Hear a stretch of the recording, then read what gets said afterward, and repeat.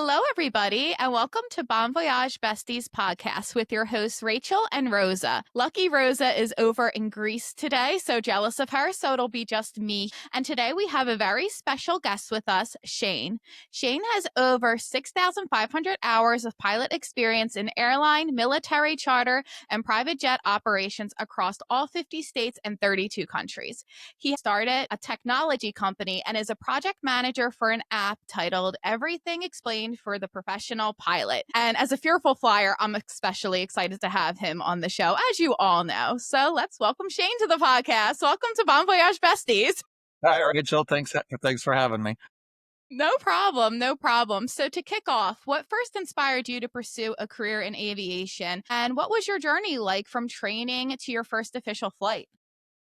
So really the inspiration came because right after high school, so I was born and raised in Salt Lake City.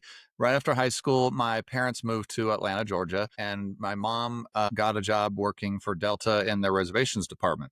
And so as a child of an employee of Delta, I was able to fly for free. And so I would fly back to see my friends and stuff in Utah. I'd go to the beach. I flew a lot for about a year, and I just kind of fell in love with it. I would see these Delta pilots in their uniforms, and I was just like, wow, that's kind of cool. And I loved just the feeling of flying. At the time, I was originally planning on going into the filmmaking industry, but once I went for my first airplane ride, I was just like, this is fun. This is cool. To be honest, I didn't think I was really capable of it, because I always thought, oh, you got to be super smart. You got to have perfect vision. You got to be, all these things. And so but without really knowing, I went to the library and read a book on basically how to become a pilot, where to train, what the requirements were. And that helped me get a little more excited about, that I could actually do this. And then one day I was at work, I was working at an auto auction in Atlanta, and my supervisor was telling me how he had a cousin who was going to this flight school in Orlando, Florida. I didn't really know much about flight schools, what they consisted of, but I did my research. I think I might have even talked to that guy, and he gave me some information. And so I was just like, okay, so that's what I got to do. I gotta go to flight school. I basically spent about a year or so kind of prepping for that process. I moved to Orlando to go to this flight school. I later found out, actually, I don't know why I didn't really know growing up, or maybe I did, but didn't connect the dots. But after I had already learned to fly, I found out that my grandpa was actually an airline pilot for Western Airlines. And he flew in the Army Air Force. And so I was just like, well, that's kind of crazy that I felt like I just kind of stumbled onto aviation, but apparently it's in my blood. So that was kind of neat. That's Um, awesome. and then another strange thing that happened is when I was in, I think it was fourth grade, I put together it was for a class project. We made a time capsule. And so it was, I forget if it was 15 years or whatever, but yeah, I must have been a 15-year time capsule. And I kept it this whole time. And, on the day that I was supposed to open it or whatever, I open it up and there's this questionnaire, asking me, a little fourth grader, what I want to be when I grew up. And what's funny is that at the time I had never even been on an airplane, but I answered the question that I wanted to be a pilot.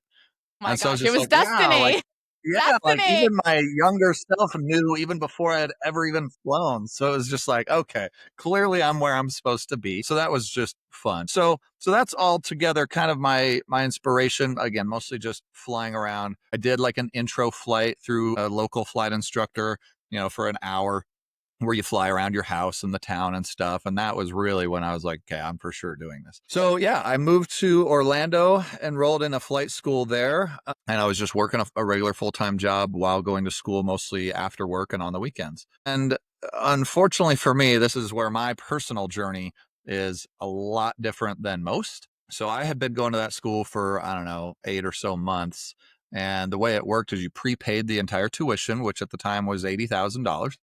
And so most students like me would just borrow, a student loan. And so I prepaid the money to do the program. And then they're supposed to deduct from your account as you fly and gain experience. Unfortunately, before I even got my first license, that school, with completely no notice, up and shut down, and our money was never returned. The My school gosh, that's filed horrible. bankruptcy, and, none of the students ever got a dime. So here I was, I owed $80,000 and I had only used about maybe $4,000 or $5,000 worth. And I didn't even have my actual first license yet. So what I had to do is, because if you don't go for the check ride within a certain amount of time after you've done the training, then that training is basically void and forgotten about, and you'd have to start all over. So, as a way to kind of at least lock in the training I had done, my instructor was like, "Hey, I'm going to sign you off. You're ready to go. Go next door to this other flight school and borrow one of their instructors and just at least go for the check ride and get your private pilot's license." So I did that, and I didn't fly again for years because I owed all this money. I couldn't borrow more. There was not much I could do. So I just worked a regular job. I still wanted to be involved in aviation, so I worked for Southwest Airlines as a ticket agent. I worked for a company called Swissport as a ramp agent, loading the bags and marshaling planes in. So I just wanted to do anything in aviation to get me some more experience, keep me well rounded in the industry, even though I wasn't actually flying at the time for several years. Eventually, after many, many years of letting the dust settle, I was able to come up with more money to continue my training back up in Atlanta where my parents lived. So moved up there, and yeah, I continued my training then over the course of a couple of years, doing the same thing, working full time and just flying on nights and weekends. Eventually, I got my instrument rating, my commercial pilot license, and my multi-engine ratings. So that's all you really need to fly for an airline. But I still didn't have much experience. And so typically what people will do is, to get that experience, is you become a flight instructor. But I was about halfway through the training to do that when I ran out of money and I couldn't borrow anymore because of the other loan that I had stacked with that loan. I had met the maximums that they would allow. And so once again, had to just quit and just sit and wait until I could figure it out, earn more money, whatever. So again, a couple of years went by. I was able to round up a little more money because I found what they call a bridge program, where instead of becoming an instructor, you can go to this other facility for the summer and learn to actually fly the same type of jets that the airlines fly. And so I went and did that, and because that school was owned by an airline, at the end of that program I was able to get an interview from that airline. So thankfully, after 7 years or something of doing what normally takes only about a year and a half, I was finally able to get hired by my first airline. They call that a regional airline, where they just fly mostly between a state or two, no more than about an hour long flight. But it was still a jet airplane. And so, yeah, back in, I think it was 2006 or seven, was when I did my first flight in a jet airliner that held 76 people. And my first flight was from JFK to Dallas. I was super nervous, but I had been well trained, and I had a really good captain that, he flies with you for the first several trips and stuff to make sure you got everything going. And before that, you do a lot of simulator training by the airline and everything. But yeah, it was crazy to think that my last time flying an actual airplane was a small piston powered propeller airplane out of Farmington, New Mexico. And now I'm flying a jet with 76 people behind me out of New York in a matter of only a couple of months. And the only thing I'd flown in between was the simulator. So yeah, kind of neat to see that in my logbook, though, going from that training to now the airline operation. So I'd be it was so proud of quite the myself. journey. Yeah, That is so cool. I had to take the typical picture of me, standing in front of the wing and all that. Um, so yeah, it was definitely a long, long journey, not knowing when or how I was going to make it. And even then it's still, I've had worse luck than most, because that airline I flew for about 2.5 years and then was laid off because that's when the recession of 2008 hit. Gosh, I And so remember there I that so was. clearly. Yeah, right.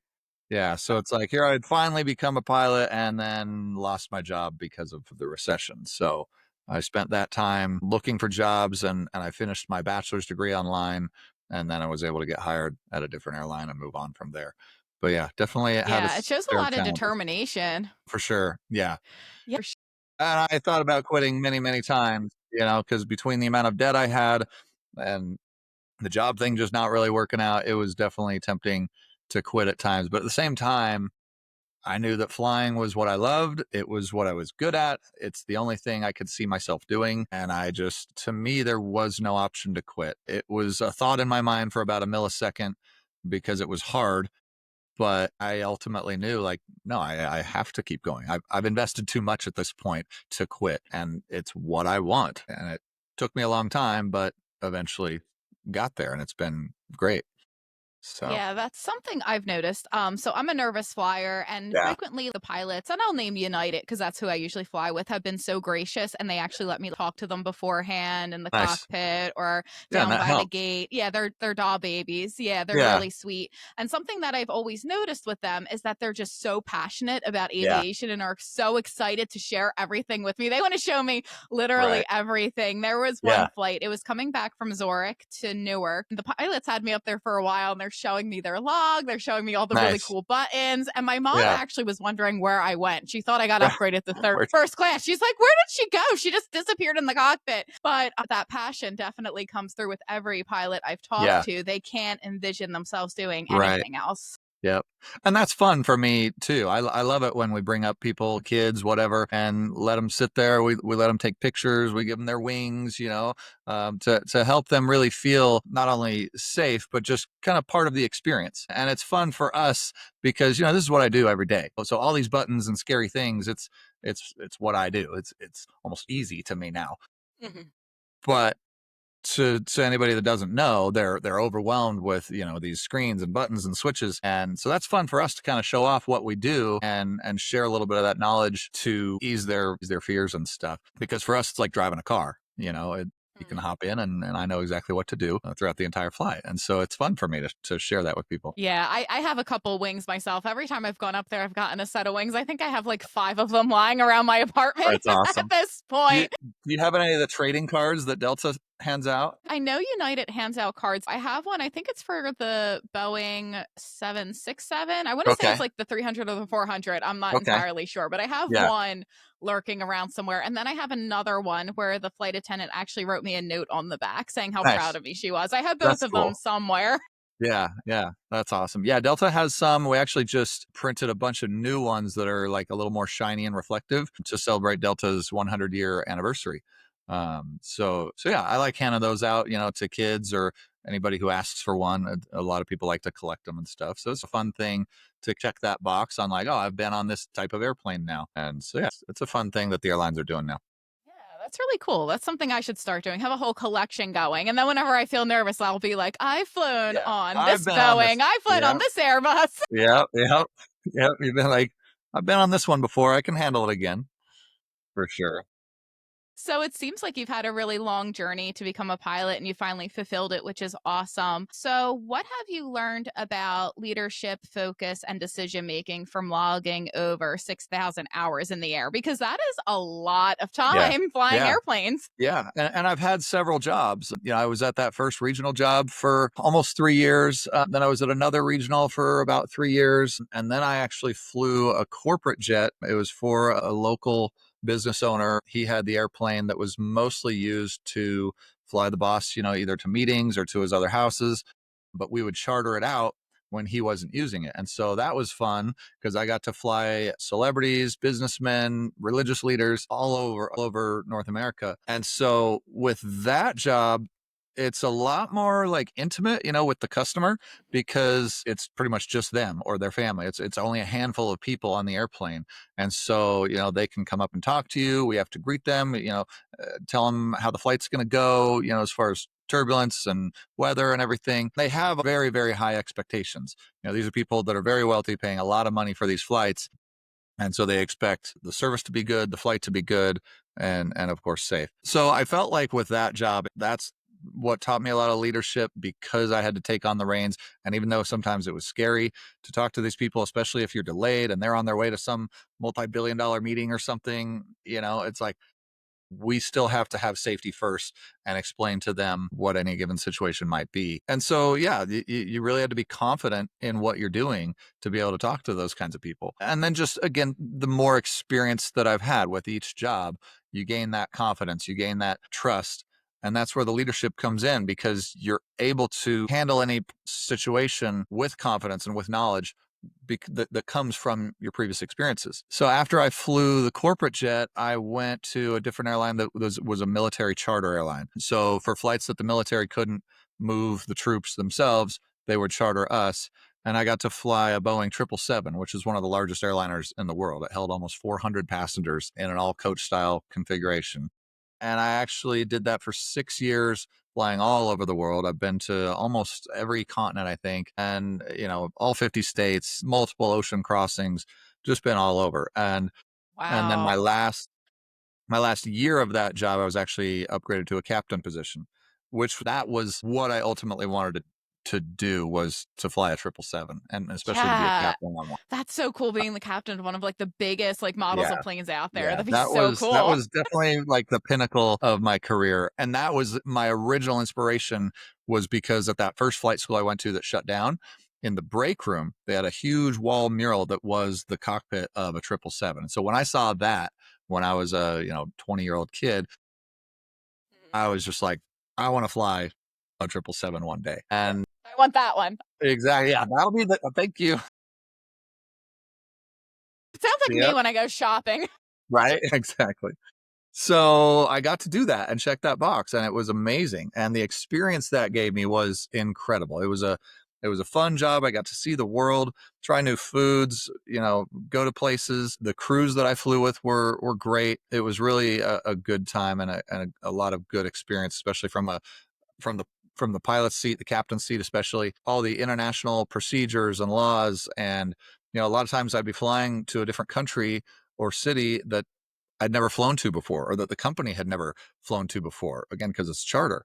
And so that can be nerve wracking too, making sure you do everything Yeah. right, making sure, okay, is this airplane too big for a particular taxiway, or just so many things that you had to think. And you always have to be about 10 steps ahead of where the current phase of flight is. And so I really enjoyed that challenge, and to captain an airplane that huge. I mean, it's 200 feet long and 200 feet wide. So it's just a massive airplane, It's a ginormous plane. I've flown it a and couple it's times. I so think I flew beautiful. that Yeah. to Japan, and it was Yeah, probably. so big and It's roomy. it's It was so amazing. nice. Yeah. And of course the ego boost to fly something like that. You're just like, this is so amazing. Right? It's It's like, I am in incredible. charge of 400 Right? people. That is Yeah. so cool. Yeah, it's cool, rewarding, challenging, all of the things. So anyway, back to your original question. Yeah, I think as far as leadership goes, especially in a captain role, it starts with setting the tone for the mission. If people show up and they're grumpy, they're tired, they're stressed, whatever, it's not a recipe for a good day. So if you can be positive, happy, communicative, and really set the tone for the mission, get everybody on the same page, do the flight as a team, it really makes a difference. And especially communication. The biggest frustration I think with air travel, as both a crew member and for passengers, is when there is lack of communication. Nobody enjoys sitting at the jetway for an hour with no update as to why we haven't departed yet. So the more you can communicate, give people an update, even if there's no update, just telling them, hey, we still don't know, but I'm keeping you in the loop, makes a huge difference. And our crew members are the same way. The flight attendants, when we're super busy up front, we still have to find the time to communicate with them, to let them know that everything's okay, that we're working on it, whatever, depending on what the situation is. So yeah, I definitely feel like setting the tone and communication are key as far as leadership goes. Yeah, 1,000%. I teach high school, and it's the same thing with parents. I also am the assistant coach for a soccer team. And if Okay. you're staying in touch with the parents, if you're staying in touch with the community, it does make the job a million times easier Yeah, because people appreciate people, that. they like to know what's going on. And it calms them down, and that Yeah. prevents things from escalating to a point that they don't want to be at. Nobody wants some passenger that's screaming at them or whatever. And so that's where the more information they have, the better the flight's going to go. Yeah, I can't imagine. Have you ever had a flight like that where a passenger had to be escorted off a plane? Anything No, I mean, we've crazy? had like drunk passengers that, they had a little too much fun in the lounge before the flight, things like that. I haven't had anybody be that irate. Of course, I've only been at my current job now for a year and a half. There's And time. yeah, I'm sure it'll happen. It's inevitable, right? I think, well, because my last job with the charters, the military guys are pretty under control. They've got their leadership and stuff on board as well. So none of them were going to act out. And then of course the charter flights, the private jet charters, you're dealing with only a couple of people, and they were usually pretty friendly and stuff. The worst I ever saw there was just people anxious to get to where they're going and frustrated, but never really had anybody scream or get irate. And maybe that's because I feel like I do a pretty good job at communicating and keeping my passengers in the loop. Yeah, it's like the communication, like I said, is really key. I know before we started recording, I was talking about a flight I had yesterday where everything got massively delayed because of issues at Newark Liberty, which seems Yep. to be a common trend. I mean, it happens, it's nobody's fault. But our captain was really awesome about giving us updates. I Yeah, always that's go true. in mentally prepared, like it's something may get messed up, Right. something may happen. Don't get upset. I Yeah. always have to give myself that pep talk, especially as a nervous flyer, because, Right. and it's a control issue with me. I like knowing things are going to be orderly, Yeah. that things are going to go according to plan. And at Newark, I just have to tell myself there is no plan. So, I yeah, mean, the there are so plan is many that there's moving no parts. Something, the plan is that if I get there on time, it is awesome. right. Yeah, and it's really pretty incredible. I still get overwhelmed thinking about all the moving parts of an airline, even though it's what I do every day. It still blows my mind how many things need to come together for every flight to happen. I mean, it's you see all the carts and the tugs and everybody, and it's like organized chaos, right? And it's but they've got it down. They've got it so down to a science. It's like the minute we park, you got the aircraft cleaners waiting to come on and start cleaning. You've got the fuelers right there, ready to connect. They know how much fuel to put on. You got the caterers ready to take the old catering out, put the new catering on. Everybody's got their jobs, and you can turn an airplane around in like less than an hour.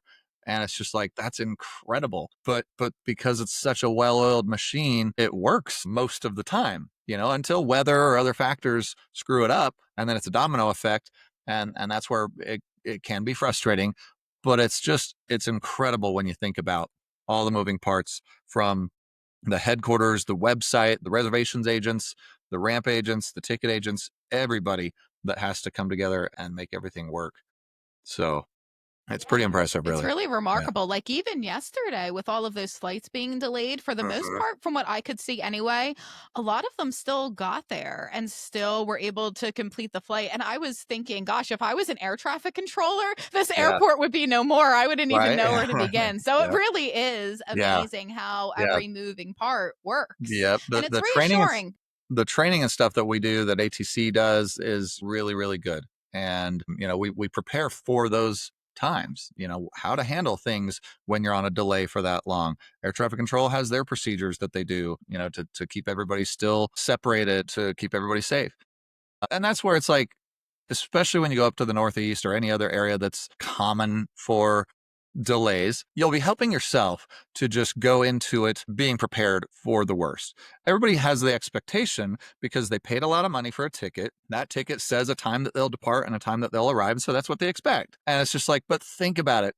Think about everything that has to happen and the fact that you're taking a huge metal object that weighs several 100,000 pounds through the sky at the speed of sound almost and then Crazy. bringing it back to earth. It's just like, that's unbelievable. But yet people still get pissed off, because the Wi-Fi might not work on a flight or whatever.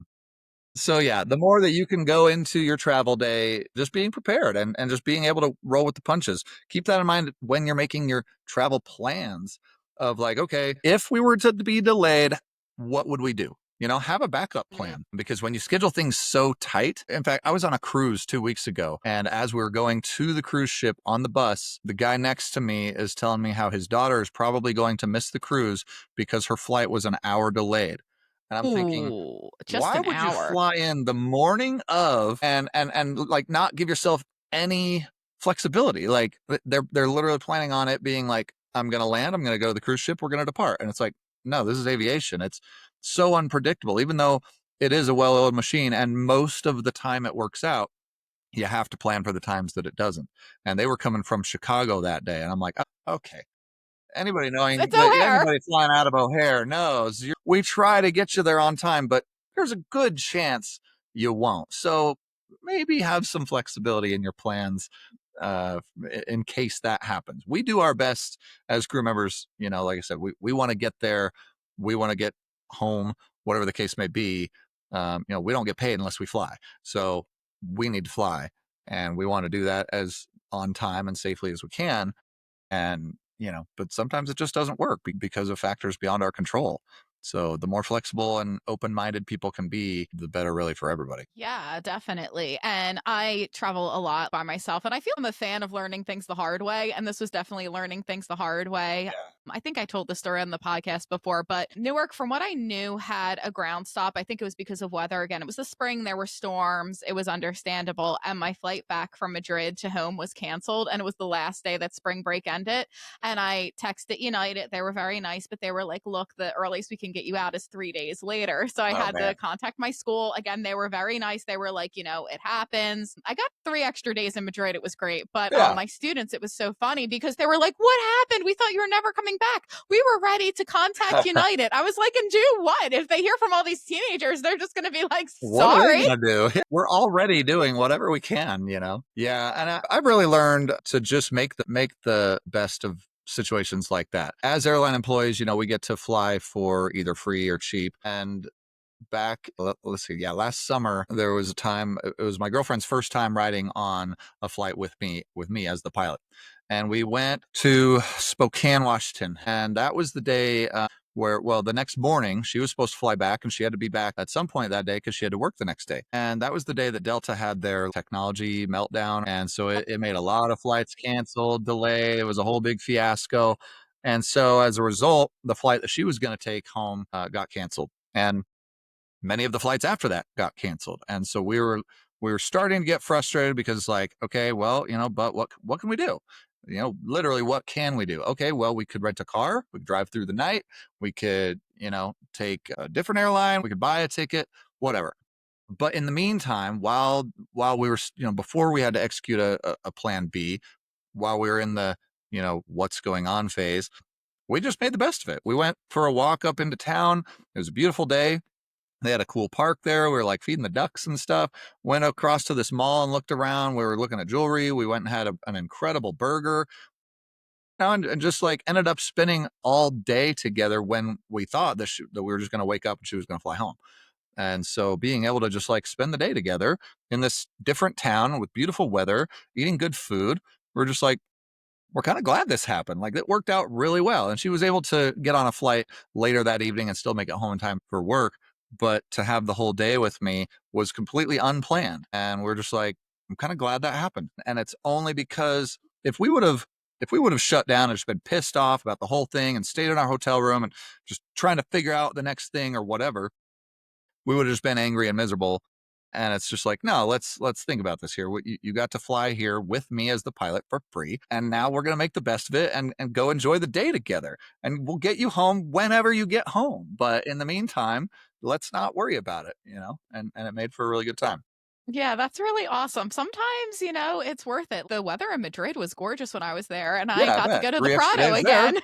Yeah, I got to go to the Prado again, and I got to have more tapas, exactly. and I got to spend more time with my friend. It was Yeah, totally cool. yeah. So, like, it seems like a lot of people, they don't realize how many moving parts are, behind the scenes. So, I wanted to ask, what are some common misconceptions that people have about the life of a pilot, especially when it comes to the lifestyle and the day-to-day realities? Because I know for me, it's still one of those jobs that's kind of mysterious in a lot of ways. I Right. wonder how they handle the jet lag, for Right, example. right. Yeah, there's a few things. First thing is just about any time I tell people I'm a pilot, the first question out of their mouth is, "What's your route?" And as pilots, we always joke about that because we're like, we don't have like a set route. That's a thing of the past, with like airmail and stuff when pilots would go to the same place or whatever, and it was just all they did back and forth. In the modern age, it just doesn't work like that.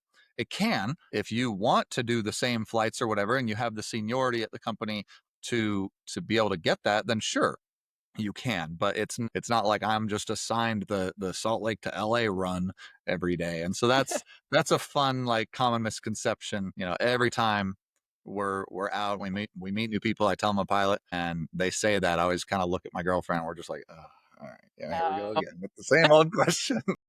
But I explained to him nicely, of course, that I don't really have any specific place I go. I really go all over. I go to all the states. The particular airplane that I fly, it flies mostly to California, Texas, the New York area, at least out of Salt Lake where I live and I'm based. Those are the most common places I go to. But I also go to Seattle, and then we go to little towns in Idaho, Idaho Falls, Boise, and places like that. So we go all over. I'm in Chicago, New York, Atlanta, just everywhere. But if I had super seniority and I could just go to like Santa Barbara, where the hotel there is right at the beach, yeah, I'd probably just do that every week and just go back and forth between that. But no, it doesn't really work like that unless you like choose to. How the scheduling works, because that's where I think people are kind of intrigued about, like you said, the lifestyle and stuff. Yeah, It's definitely. how our schedules work is every month we put in a bid for next month's schedule. And so typically, at least what I do is I start with the days off that I need for that month. If I've got a family thing, or a recital or something for my kids, whatever, then I'll need that day off. So you go into the computer system and you say, I prefer to have that day off. And then, after you've listed all the days off that you want, then it's like, okay, well, it has to give me some flying. So if it has to give me some flying, what kind of flying do I want? Do I want, 1 day trips, 2 day trips, 3 day trips, or 4 day trips? And sometimes they have 5 day trips. Where I'm at on the airplane I'm on, there isn't anything longer than a 5 day trip. You could still technically have two trips back to back. You could have like a 3 day trip and a 3 day trip, and you're only home for, 12 or 18 hours in between. And so there's ways of telling the system like not to do that. But anyway, so a lot of people, if they don't live where they're based, they have to fly themselves in the night before, the morning of, or whatever. And so they typically will say, I want trips that start, in the afternoon and they end in the morning. That way they have time to get themselves to their base, and then at the end of the trip, get themselves home in the same day, so that they can avoid as many hotel stays as they can. Or if they have like a crash pad or something, a lot of people will just have a little apartment they rent or whatever. So it kind of depends again on whether you live in base or you commute. For commuters, they typically will like to do the longer trips, the 4 and 5 days, because then they don't have to commute to base as many times in the month. Whereas the local people like me, I like to do shorter trips. I like to do a day trip, to Vegas and back and then go home, or maybe a 2 day trip. The most I ever really like to do is a 3 day trip. And even those, I still like them to start in the afternoon and end in the morning, just to still maximize my time at home and minimize the time away. But for other people, if they don't have kids or whatever, they might bid a different way. They might say, hey, I just want to go to wherever there's a beach, or I want to be in a city for a certain amount of time, or they have family or friends there that they want to go see. So everybody just kind of has their personal preference. But the system that we log on to save what those preferences are, it does a pretty good job at honoring most of your preferences, but it is assigning you trips based on your seniority. So the most senior person can say, I want this trip, and that trip, and it's going to give it to them, of course.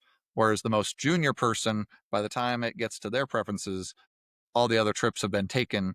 And so they're kind of stuck with the crummy leftovers. They might not get the days off that they need. And so that's where seniority really is key in having a good lifestyle at the airlines. So my advice to any aspiring pilot is always, get hired as soon as you can, because it's all about your hire date. It's going to affect your entire quality of life, because that affects the days off you get, the holidays you get off, the types of trips you get, whether you're a reserve pilot or a pilot with a set schedule. There's all sorts of different ways of working your schedule. There's your initial bid, and you'll come out with the schedule for your next month. And if you don't like it, it's not that all hope is lost. There's still ways to manipulate your schedule. You can swap days around. You can trade out trips with other pilots if there's enough reserves available, because they of course have some pilots that they don't have a set schedule. They're just kind of on call all the time. And even within that, there's rules about, there's 18-hour call out, 2 hour call out. And so some people prefer to be a reserve pilot instead of a regular, what we call line pilot. And so far in my year and a half here, it's been pretty good. I think pretty much always gotten off all the days I've needed for any of my family events. I was able to get off for Christmas Eve, Christmas Day, and that's That's with only being awesome. only being at the company for, just over a year. And so yeah, it's been pretty good movement. And so my seniority here on the airplane I'm on has done me well. So yeah, that's kind of how the scheduling thing works. So I wish I could say there was like a norm, because it depends on the airplane you're on. Like if you're flying a big wide body airplane that's going international and stuff, you're typically going to do longer trips and then be home for, several days, whatever. Whereas on the smaller airplanes, it might be shorter trips, like a day or two, but then only off for a day or two. And it's still kind of based on personal preference too. But obviously, a person flying a wide body that's going to Japan or something, there's no such thing as day trips and 2-day trips. And so their schedules are a little bit different than the domestic ones. So it's a little bit all over the place. But again, you basically say your preferences and the system awards it based on your seniority. And so you can kind of do whatever you want. A lot of people like to take the first 2 weeks of the month off and work every day the last 2 weeks, or just kind of whatever you want to do, you can. And that's another great thing about being a pilot is the flexibility. I think the other, not really misconception, I guess it's true, is that we are gone a lot, but at least depending on the airline you fly for and their rules and the capabilities of the system, you can have still a pretty good quality of life. Like I said, in general, yes, pilots are gone a lot, but at the same time, we're still typically only required to work about 15 or 16 days a month.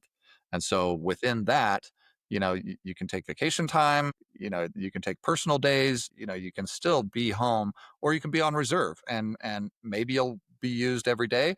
Sometimes they don't call you at all. It just depends on how things are, how many people called out sick, how many people on vacation, just depends on what's going on. So it can be a really good quality of life.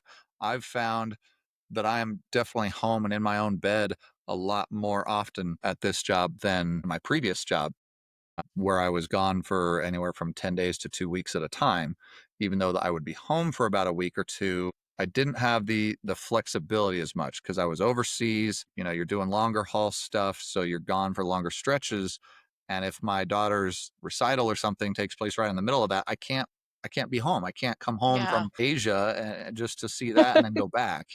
Whereas with these shorter trips and stuff, I can still work till noon and be home the entire afternoon and be able to do those things with my kids. So I'm really loving the flexibility and stuff that this job has. In fact, like tomorrow, I'll leave my house at like noon to fly up to Washington, and then the next day I do a couple flights, but I'm home by, like, I think also noon. So it touches 2 calendar days, but I'm only going to be gone for 24 hours. I'm still going to wake up in Yeah. my bed this day and go to bed in my bed the next day, and so I only have one night that I'm not. So yeah, it can be pretty good, but it takes, you got to be a pretty independent person for this job.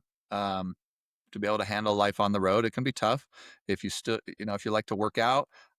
We always stay at hotels with gyms, but I like to just work out in my room. I've got some workout straps and things that I'll use, or just do things like push-ups, sit-ups to try and stay active.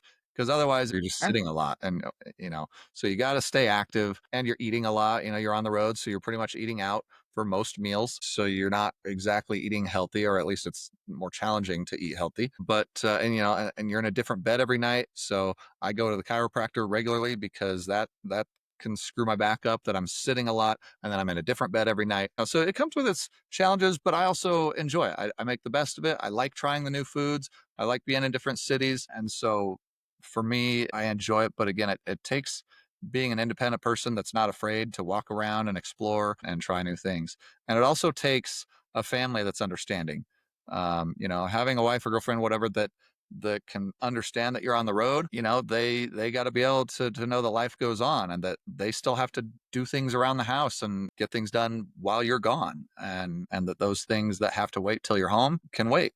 But yeah, a lot of people don't like to be apart. I hate being apart from my girlfriend. We can't wait to have me get back home and be together. And so, we dread every time that I have to go to work, especially if it's a longer trip. And that's why I like to do the short ones, because I don't like to be away from it for that long. So, but the more you have a companion that's understanding of that lifestyle, that you're going to be gone for days, and they sometimes get to miss out on really cool things. There's times that she'll be at work, working her butt off, and I'm sitting there at the beach with the margarita, and I'm like, sorry, sorry, your job doesn't have the same perks as mine, but it's just part of the Oh job. my gosh.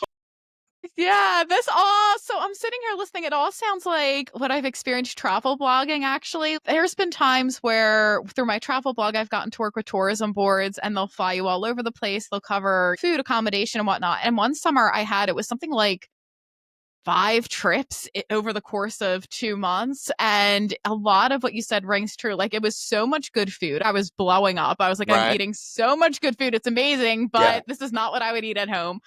Yep. Sleeping in a different bed like every other week. I found I had a hard time sleeping and I had to get used to that. Yeah. And then just being able to like walk around and do things without someone holding my hand. Yeah. And then my poor mom, she's at home and I'm sending her pictures of me kayaking. I'm sending pictures of me at this 5-star restaurant, Right. the views from Yeah. my hotel room. And she's just like, please stop. Like, Yeah. I get it. Right. Like, what you do is really cool, but there were And definitely it's some challenges too. Yeah, yeah, exactly. Well, and especially like internationally, I was flying all over the world at my last job, and so you gotta be able to handle certain situations. Even just the little things like how to pay for something. Is this going to be a cash only place? Is it American currency or their local currency? Do they take credit cards? Which credit cards? So you kind of had to go with like a stash of all this stuff and really be prepared. But once I was doing it all the time, it's like, okay, that wasn't a big deal because I knew that's how it was everywhere I go. So a lot of that just comes from experience. But my daughter just went to Greece and Italy about 2 weeks ago also. And she's all asking me all this stuff. And I'm like, okay, yeah, in this country, you got to watch out for this. And here's how they do things there. And, you know, here's a travel adapter. You're going to need that. So I get why traveling is stressful and frustrating for some, but to those of us that do it all the time, I love it. For me, yes, I love airplanes. I love flying, but I feel like I've done that for so long now that it kind of has become a job. It's like, I show up, I fly the airplane. Mhm. I just want to get to the hotel because that for Yeah. me is the fun part. I like to just go to the hotel and either just relax, watch a movie, get things done, bring my iPad and do some office work, sending out emails, paying my bills, whatever, all the stuff that I don't want to do on my home time. I try to do when I'm on the road. That makes sense. Yeah, that way when I'm home, I can just be home and be with my kids and I'm not busy on my computer doing all this stupid stuff. So I like to be productive. And then of course, the food and the local stuff, and if I have a cool crew, it's fun to go out with them and, see the sights and stuff. So I really look forward to and enjoy that aspect of the job, especially internationally. That was just amazing. This is like kind of like a really specific question. Did you have any airport that you just like really loved flying into? Because I know everyone in the travel blogging space seems to have like their own favorite airport overseas. Singapore comes up a lot. My home airport. I love flying to that one because then I'm Yeah. home. I'm back. As soon as I come over that crest of the mountains and I see the Salt Lake Valley, I'm just like, oh, finally, I'm going home. Yes, No, I did it.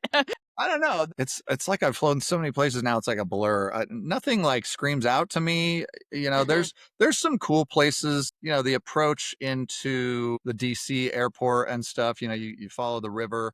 And so that can be real scenic and pretty, but I haven't done that in probably 15 years. There's some other, private airports and stuff that are fun or challenging. Aspen's kind of a crazy one. If you like the challenge, you're coming in this valley, you got mountains on both sides of the wings and it's really narrow and it's a one way in, one way out airport. So you have to wait till there's no takeoffs till you can land. They aren't on the loop like most airports are. And then the runway slopes. Now it's not very flat. And so you're going from this angle in the descent to this angle for the landing. And it's just like so many crazy factors. And then you get weather or anything, snow on the ground. It's a real interesting airport to land at. So it's challenging, but then when you do it, you're like, whoo, that was fun.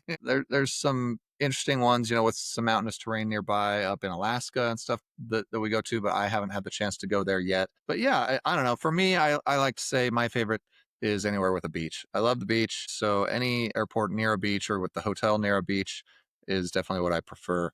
Sold. But yeah, there's some, I mean, as much as the New York airspace is congested, I do really enjoy flying into LaGuardia because there's a certain approach that if we get that, you fly right over Manhattan. And it's just beautiful. I mean, you're just looking down like Central Park's like this big and the rest of the city surrounding it. You're just like, it's incredible to fly into there. And then you circle around in the descent and you land. So it's just real pretty. And I've done that, at sunset and just incredible views and stuff that That I've has got to to be see. beautiful. I've never flown in there, but I can imagine at sunset, it's Right. stunning. Yeah. That's Yeah. so And cool. then of course, like Hawaii, Well, a couple of those islands and stuff, you're coming in and there's just nothing but water surrounding you until you land. I mean, those runways they start right at the edge of the island. And so, as a passenger, you're looking and there's no water. I hope there's a runway in front of us somewhere. For us in the cockpit, we see it, and it's just beautiful. The water surrounding those islands. I wish somebody could just instantly be in my head and be able to see all the places I've gone and the Yeah. views that I've had from the sky. The sunsets I've seen in cities and beaches and stuff is just so freaking beautiful. It's unreal. So it's definitely Yeah. what I feel like is the most rewarding job on the planet, because I get to see things that other people will just never get to see. Yeah, Not only that's from the sky, but amazing. even on the ground. Like, I've been to countries that I didn't even know existed.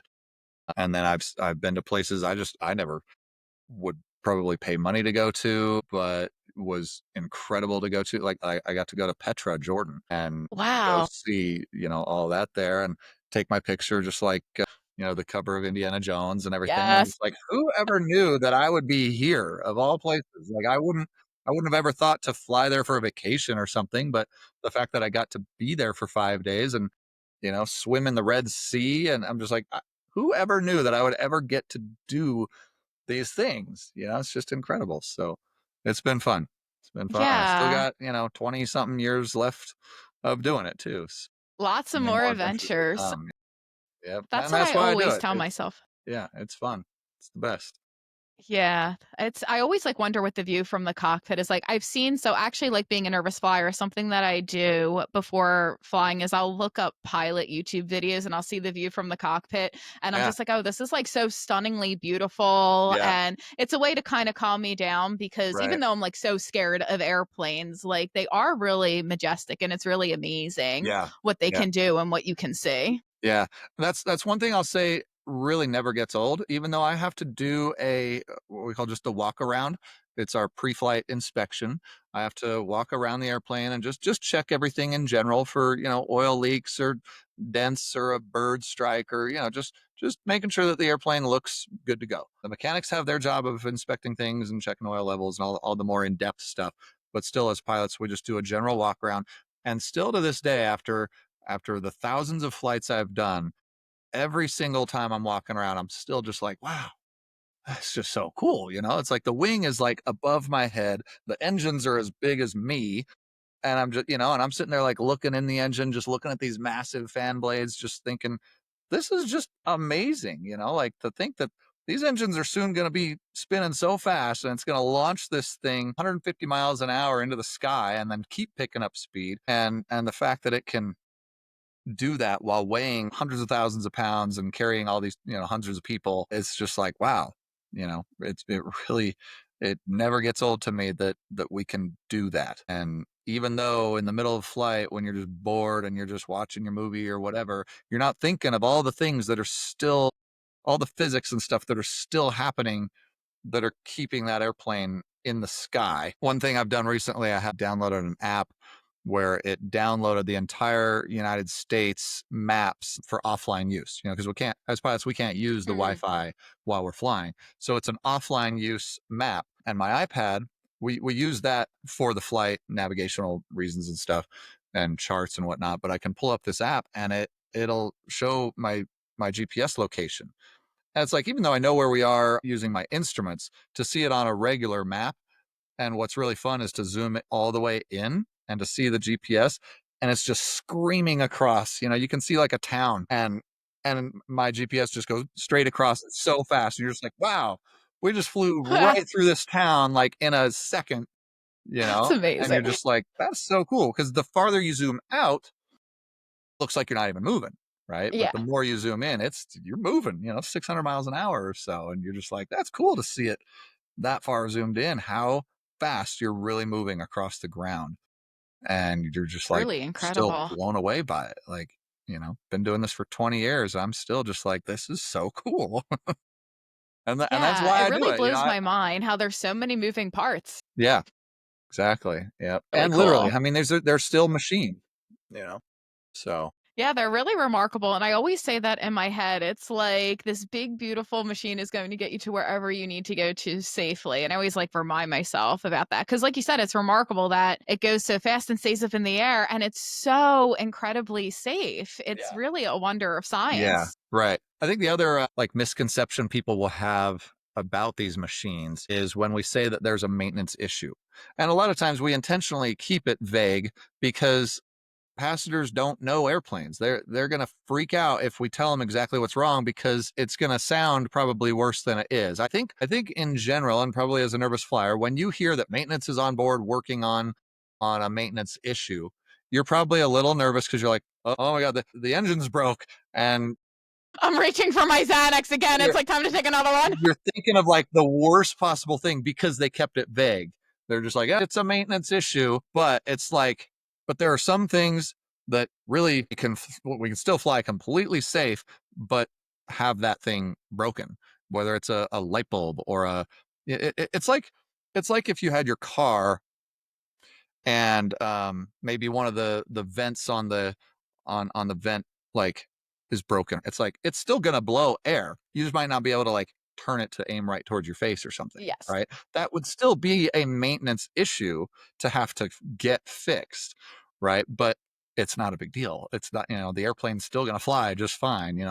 I've had times where it's just a light bulb burned out. It's like, okay, well, I don't need that light bulb particularly. I have other bulbs that can light up the room or whatever, depending on where it's located and stuff. And so it's like some things are really not, in fact, most things that maintenance has to deal with aren't a huge issue. If they are, then that's when they'll find us another airplane or they'll fix the problem.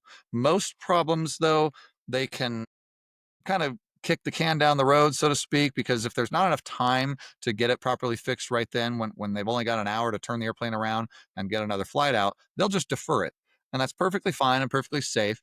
And there's outlined in the manuals for like literally every single piece on that airplane has a specified section that tells us if this piece is broken, it can still fly if you do this and this and this instead. And it has to be fixed by this number of hours or landings from the time it was broken. So there's all these procedures in place, but it all requires paperwork. So even if nothing's actually getting fixed, the mechanics still have to come through. They have to look up that part and see what the rules are regarding it, and then they can defer it and have it be fixed later, maybe at nighttime when the airplane is down for the night, because obviously airplanes only make money if they fly. So we keep them flying as long as we can, and we'll defer some of these small pesky maintenance items until there's more time for them to dive into it and get it actually replaced or fixed. But that still requires maintenance to come on board and, talk on their radios, and they're wearing their vests, and it's all scary because people are like, what's going on? The airplane's broken. And really they're just filling out a form, that says, hey, I've inspected this. We're going to mark it inoperative and we'll fix it later. Like the lavatory, the door lock was broken a few weeks ago. And it's like, okay, well, nobody can use the lab with a broken door lock, it's going to swing open. So they have to put tape on it and tell people they can't use it, but then that requires 20 minutes of paperwork to do. And so that's why a lot of times if you're sitting at the gate and there's a delay because of maintenance, 90% chance it's just something silly like that. But everybody, I feel like, especially nervous flyers, are assuming the worst. The wings are going to fall off. It's like, Me. I can tell you, it's very, very, very rarely that serious. Yeah, I remember I had this flight, and it was a transatlantic flight. I was going from Barcelona back to Newark, and we had a maintenance issue. So of course I'm like, oh my Yeah. God, I'm gonna be Yeah. falling into the Right. Atlantic. Falling Like into the my life is ocean. Yeah. over. Oh my gosh. So the whole time, like I am part of a fear of flying group on Reddit, and I like typed maintenance into the search bar, and I'm all the sure. posts were just like, look, it's good that they're looking at it. It's more maintained than your car, blah blah blah. Right. Yeah. So like I'm flying over, and there's like some turbulence. I'm thinking the plane's falling apart. Well, I tell the flight attendants always I'm a nervous flyer, and she was so cute. She was like, I want you to close your blinds, because I was out like looking at the wing and trying to make sure everything was okay. And she's like, I want you to close your blinds and I want you to take a nap. And Right. I Yeah. was just You're like, I making it don't want to worse. take a nap. I felt like the biggest baby. That's funny. Yeah. Yeah. Yeah, it's very rarely anything that severe. Again, because these airlines are such well-oiled machines, there's a time frame for when things get inspected, for when they get taken apart, re-put back together, lubricated, whatever the case may be. They really, really do a good job at all the airlines of keeping these airplanes maintained. And a lot of people say, oh, this or that airline, they suck because their planes are falling apart. And it's just like, well, it's because they're machines. Machines break, and that doesn't make them unsafe anymore. It's just this one little component of it that's unrelated to so many other things. It just needs replaced. And they maybe can replace it right then. Other times it might take a little while, because it is more essential. Another thing that happened to me a few months back is in my particular airplane, I have kind of like a mouse pad or not a mouse pad, almost like a track pad, like what a laptop has. So Mhm. I've got like that, and it's got like a little ball and that kind of thing on it. It's this whole console, and the trackball stopped working on that. And it's like, well, that's essential. I need that because that's how I move my cursor. It'd be like using a computer without a mouse. Yeah, no, You not don't gonna want to do it that happen. way. So even though it's like the airplane's fine, airplane will still fly. It's completely fine. But I need my cursor so that I can do my checklists and I can navigate around the pages that I need on the flight computer. So but fortunately that component, it's a plug and play thing. They just unscrew it, pull that one out, bring a new one, put it back in. And so they could probably swap it out in 10 minutes. But then, of course, they got to do the paperwork, logging that has been swapped out. And so that's a prime example of your typical maintenance delay of where maybe it's going to take 20, 30 minutes. And so it'll cause a few minute delay to the flight. And it's not like the airplane's going to fall out of the sky, but I do need that fixed for the flight. And so we have to wait until that's finished before we can take off. Whereas other things like a lavatory that has a toilet that's inoperative, fine. You close that lab, lock it, don't let people use it. There's two others in the back. So maintenance issues, I know they can be scary for nervous flyers, but keep that in mind that when you see the scary maintenance people on board, usually they're just adding oil to one of the engines or fixing a small component that's really not a big factor for the flight. Not the case every time, but most of the time. So the bigger deals, they'll swap the airplane out for one that doesn't have as many issues. Yeah, that's really important to remember that it's not always as scary as it seems. And it's the same with turbulence. I know pilots' turbulence is just like so normal. They experience it Right. every day.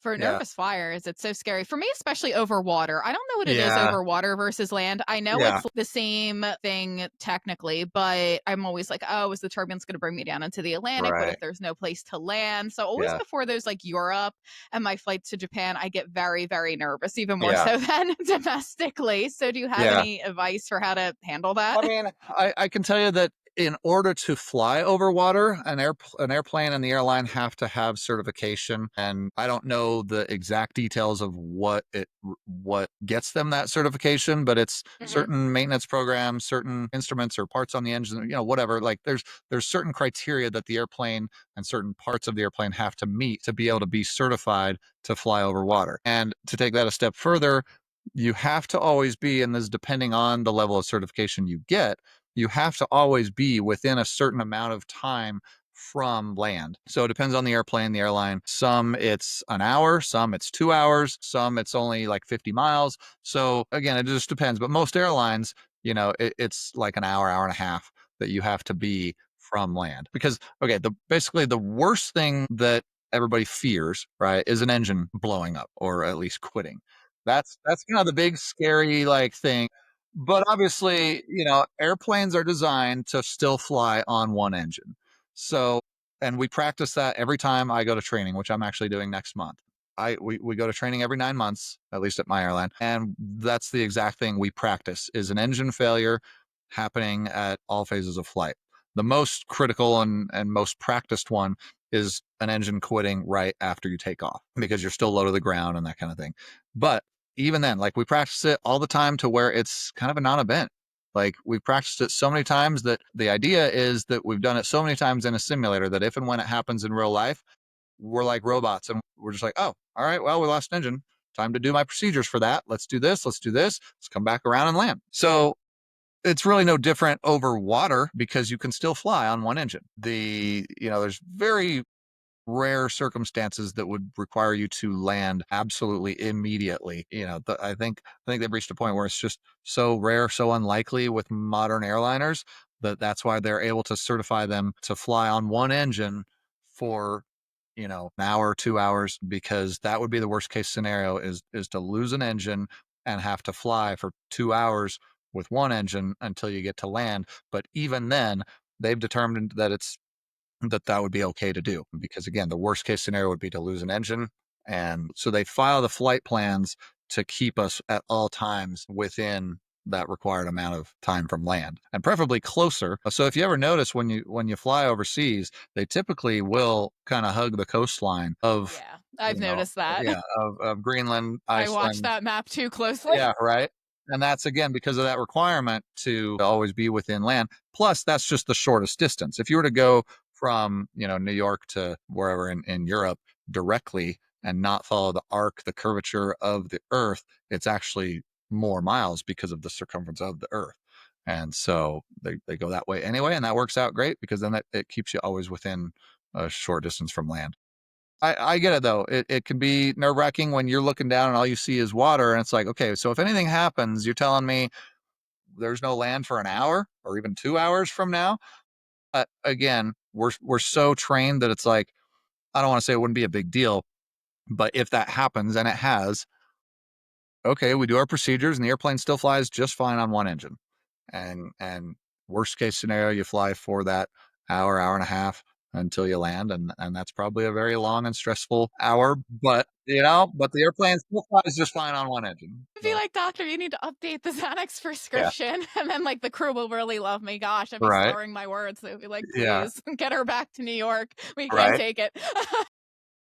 That's funny. But yeah, Yeah. and that's where hopefully that helps. I don't know, just knowing that our training is designed for that exact scenario, and to always be able to handle it calmly and so routinely that if and when it happens, it doesn't have to be this big scary event. Airplanes fly just fine on one engine, come back and land just fine, um, and it doesn't have to be super scary. Yeah, that's really reassuring. I'll definitely take that with me. Right. So to, so to wrap up the episode, what advice would you give someone, let's say they're getting ready to graduate high school? I always think of my students, and they want to go into a career in aviation. What sort of advice would you give them? So actually, my girlfriend's son is in that exact position. He graduates next month, Amazing. and That's so I don't cool. know if it's because of me or not, but That's lovely. coincidentally, in the last year or so, he's taken a big interest in wanting to be a pilot.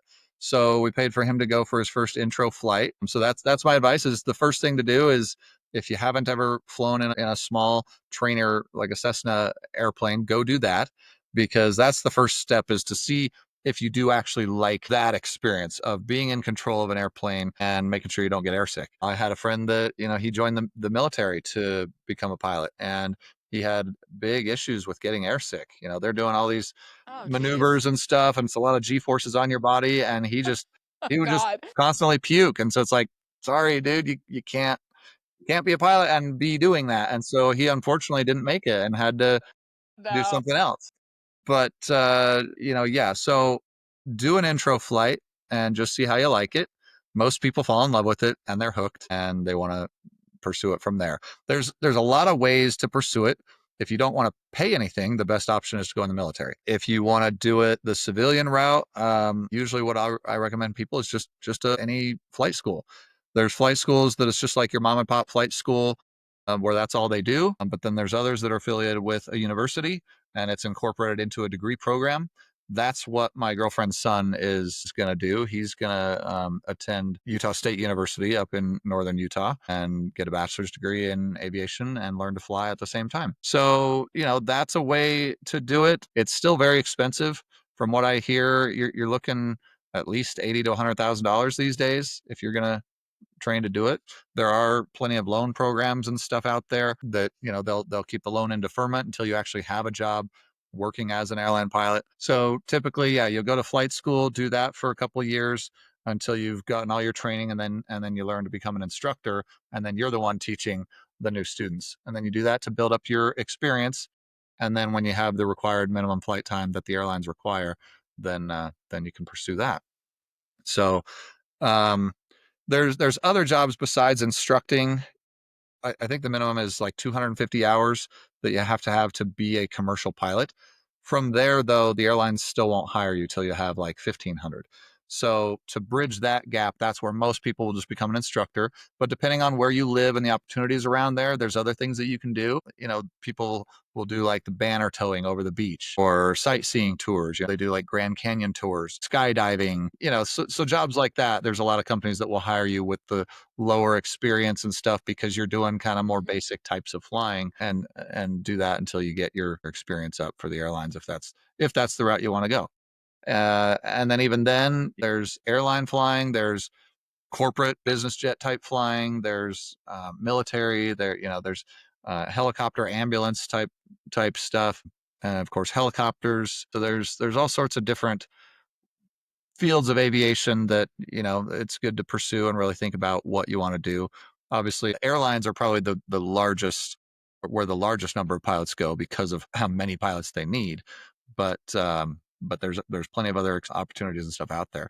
The airlines are a great gig, though. We get to, for the most part, pick our schedules, good pay, good benefits. So I really enjoy being there. But I also really enjoyed when I was flying the business jet too. So and you talk about when you travel and all the good food and stuff. I remember at my last job, we had a company credit card for all of our expenses. And so it was like, all Yes. right, well, then I'm going to have the steak, I'm going to have a Yes. bottle of wine. I think I gained like 30 pounds my first year at that job because, My God, that's me with travel bugging. I right? gained about like 20 pounds from it. And I'm Yeah. just like, I'm oh like, my God, this is this is not terrible. good It's for so me. But bad. I had come from No. a job where I was not making good money. So I was eating like Taco Bell dollar menu type stuff all the time. So to go from that to now this job where it's all expenses paid, I was just like just stuffing my face everywhere I went.